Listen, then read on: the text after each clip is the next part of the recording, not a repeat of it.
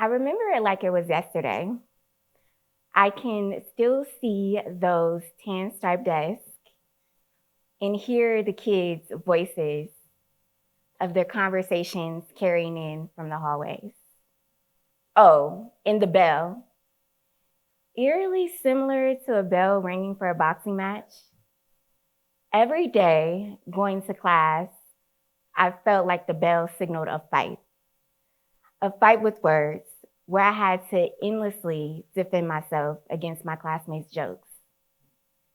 So often, the running joke was, "You have too much mouth for a girl in a wheelchair."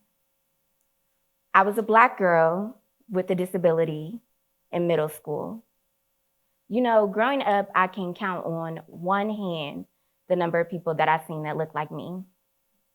I'm assuming my classmates had the same experience.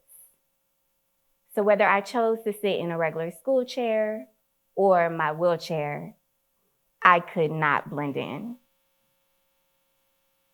I am one of 6 million people who identify as Black living with a disability.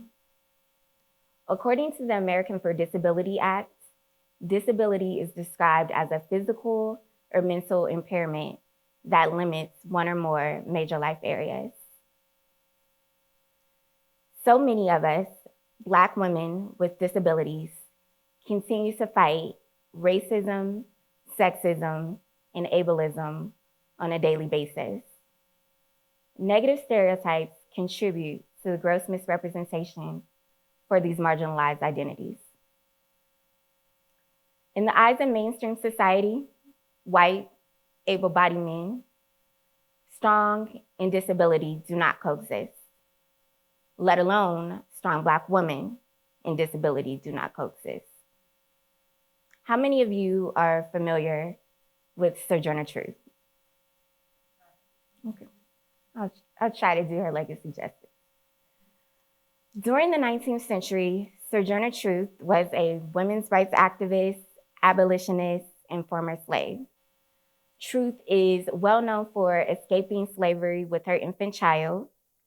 She is also well known for joining President Abraham Lincoln at the White House for her support of Black troops during the Civil War. But she's not well known for one thing.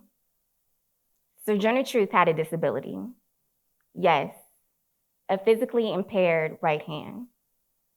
Historical paintings mask her disability by her knitting or other activities. But why is this? Strong Black woman. We all know, strong Black woman. The Black community celebrates traits of women who are independent and able to overcome any obstacle. Very high standards. In society, women with disabilities are seen as dependent and weak, the total opposite. Sojourner Truth's image of strong Black woman conflicted with her disability, leaving a lasting impact. Today, strong Black women and disability still do not exist side by side. I know that this is unique to each Black woman with a disability. For me, I'm typically cast as the strong Black woman in the workplace. This does interfere in the ways I do ask for support. In experience with my employer, I requested needed adjustments to a steep ramp. This ramp was difficult to maneuver and dangerous to go down. To my surprise, my request was dismissed. I was told to simply hold on to the rail.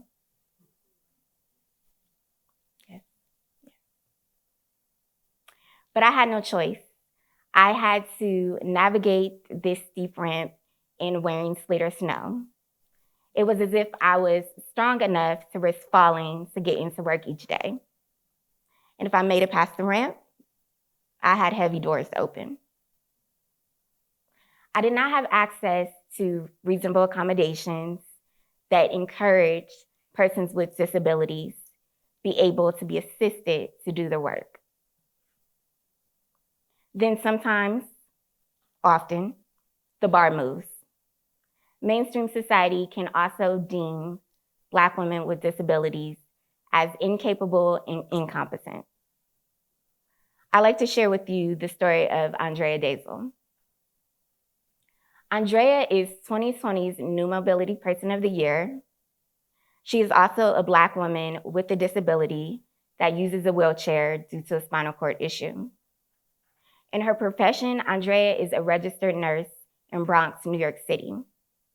She shares her experience of caring for COVID-19 patients at the hospital during the start of the pandemic.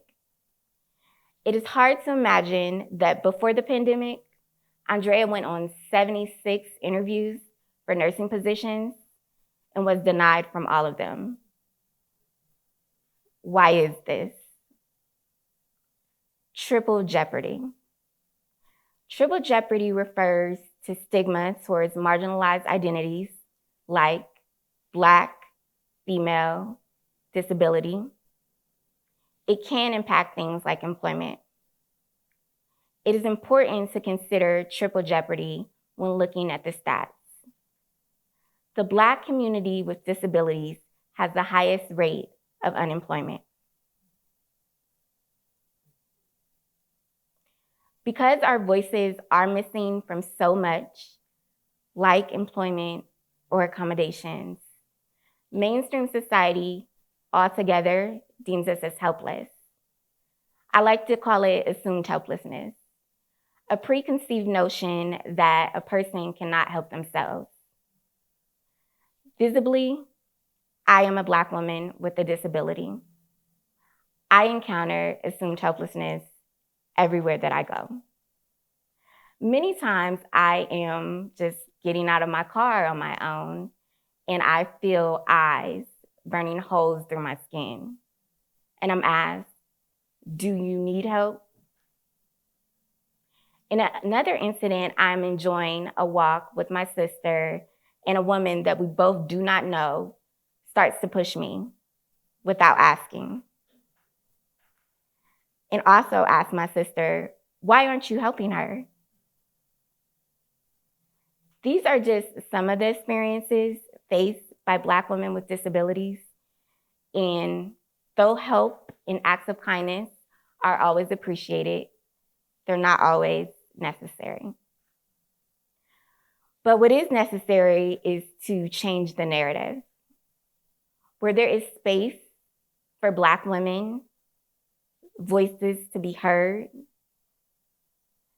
and experiences can be shared. Where Black women with disabilities can be seen as capable, competent, and useful. I ask you today to help me change the narrative by challenging the stereotypes that you tell yourself and that you share about these women, looking through a lens of strength and not weakness. If we retell the story of Sojourner Truth and her visible truth, you see a passionate activist who, with a physically impaired right hand, escaped slavery, not just for herself, but for future generations. If we retell the story of Andrea Dazel, you see a capable and competent registered nurse who, from a seated position, provides adequate care to patients. And if we retell my story, you see a Black woman in a chair who is committed to moving legacy forward by being a therapist, helping other Black women create new meaning and tell new stories about their own lives. I ask that you help me ring a new bell today, a bell where there is a safe space to learn, reflection and diversity is seen, a sense of connection is felt, and a community can be intentionally whole. Thank you.